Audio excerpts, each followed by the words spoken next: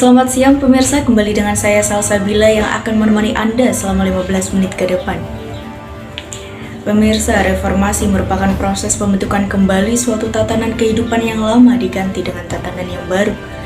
Gerakan reformasi dilatar belakangi dengan terjadinya krisis multidimensi yang dihadapi bangsa Indonesia, penyimpangan Orde Baru yang menyebabkan munculnya era reformasi, penyimpangan dari nilai-nilai Pancasila dan ketentuan-ketentuan yang terdapat pada Undang-Undang Dasar 1945 yang dengan sengaja direkayasa untuk melindungi kepentingan penguasa. Hal ini menyebabkan krisis multidimensi di berbagai bidang kehidupan. Tuntutan reformasi secara garis besar terdapat 6 agenda, yakni suksesi kepemimpinan nasional, amandemen Undang-Undang Dasar 1945, penghapusan difungsi ABRI, pemberantasan korupsi, kolusi, dan nepotisme, pelaksanaan otonomi daerah, dan penegakan supremasi. Agenda utama reformasi yakni turunnya Soeharto dari jabatan presiden. Pemirsa, perkembangan pasca reformasi akan kami hadirkan usai jeda pariwara berikut.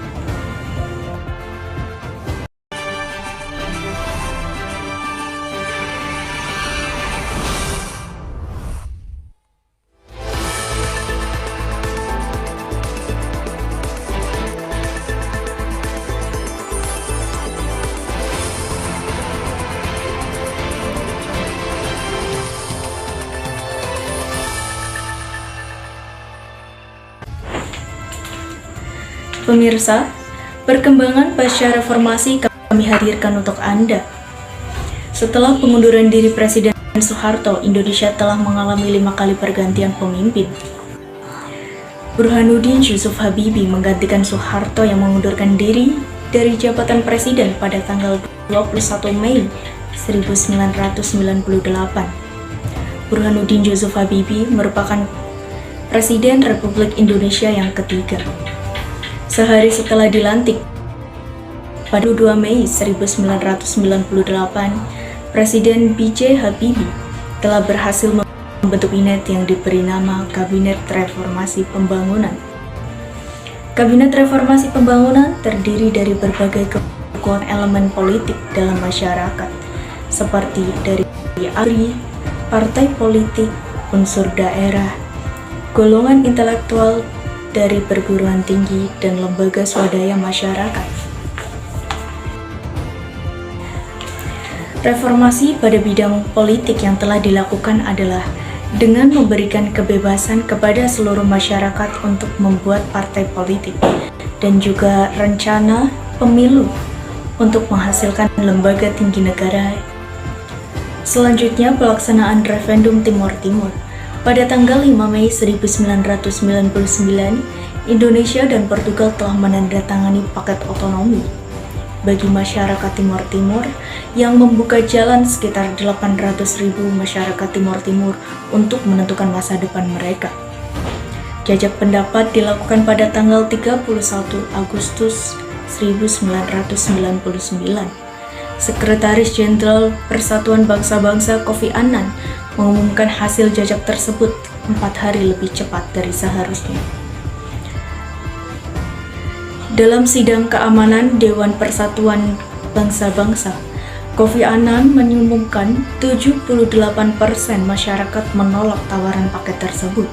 Hanya 21,5% yang menerima tawaran tersebut.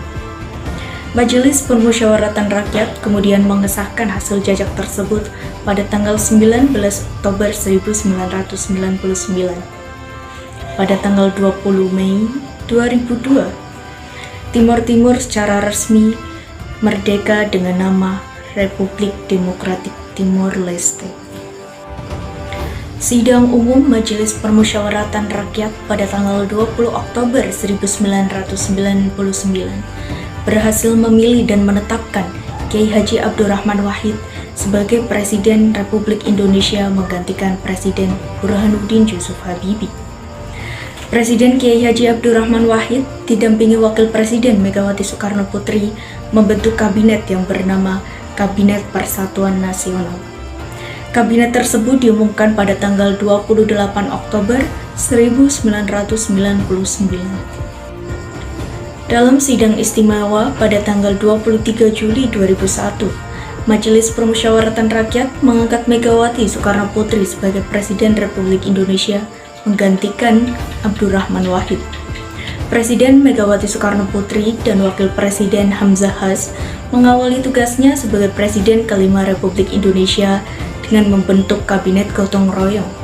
Kabinet ini memiliki 5 agenda, yakni membuktikan sikap tegas pemerintah dalam menghapus KKN, menyusun langkah untuk menyelamatkan rakyat dari krisis yang berkepanjangan, meneruskan pembangunan politik, mempertahankan supremasi hukum, dan menciptakan sosial kultural yang kondusif untuk memajukan kehidupan masyarakat sipil, menciptakan kesejahteraan dan rasa aman masyarakat dengan menempatkan keamanan dan hak asasi manusia.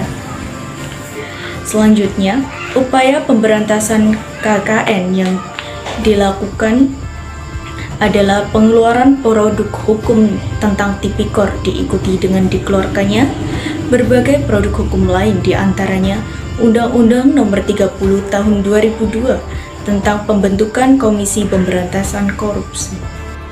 Pemilihan Umum Indonesia tahun 2004 merupakan pemilu pertama yang memungkinkan rakyat untuk memilih presiden secara langsung. Pemilu 2004 dilaksanakan dengan asas langsung, umum, bebas, rahasia, jujur, dan adil. Pemilu tahun 2004 dibagi menjadi 3. Tahap pertama, pemilu legislatif.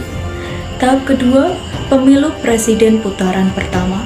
Tahap ketiga, pemilu presiden putaran kedua.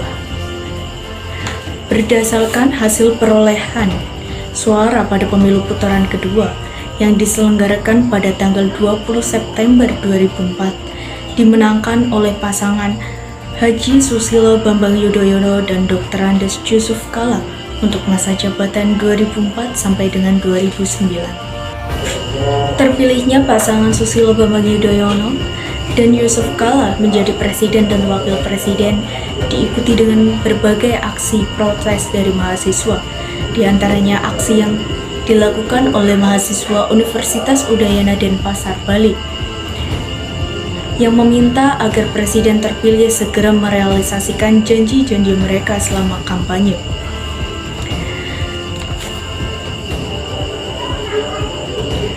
Berikut kondisi pemerintahan Susilo Bambang Yudhoyono dilihat dari aspek keamanan.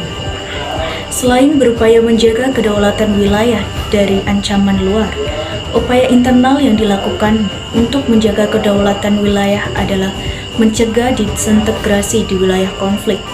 Di tingkat internal tersebut menghasilkan Geneva Agreement atau kesepakatan penghentian permusuhan, atau yang biasa disebut Cessation of Hostilities Agreement, yakni menghentikan segala bentuk pertempuran sekaligus menjadi kerangka dasar dalam upaya negosiasi damai di antara semua pihak yang berseteru di Aceh.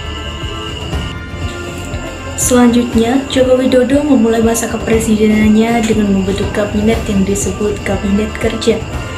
Kemudian dilanjutkan dengan menggagas program yang disebut dengan Program Nawacita, yang merupakan 9 program yang berisi semua visi dan misi Presiden Joko Widodo dan Wakil Presiden Yusuf Kalla. Pemirsa, informasi tadi sekaligus mengakhiri perjumpaan kita pada siang hari ini. Bangun pagi langsung sikat gigi, mulut segar makin percaya diri. Jika bermanfaat silahkan dibagi, kalau tidak lebih baik tahan diri.